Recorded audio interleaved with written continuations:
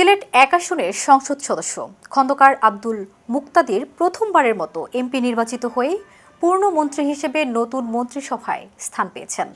আজ নতুন মন্ত্রিসভায় শপথ নিয়েছেন নবনির্বাচিত এই মন্ত্রী।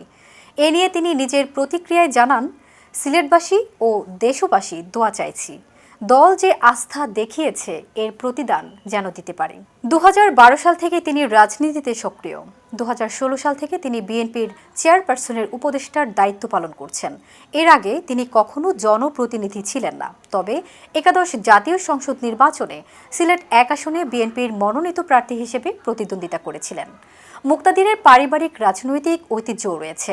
তার বাবা খন্দকার আব্দুল মালিক ১৯৭৯, ১৯৯১ ও ১৯৯৬ সালে সিলেট ১ আসন থেকে সংসদ সদস্য নির্বাচিত হন। তিনি একসময় Sylhet chamber of commerce and ইন্ডাস্ট্রির সভাপতিও ছিলেন।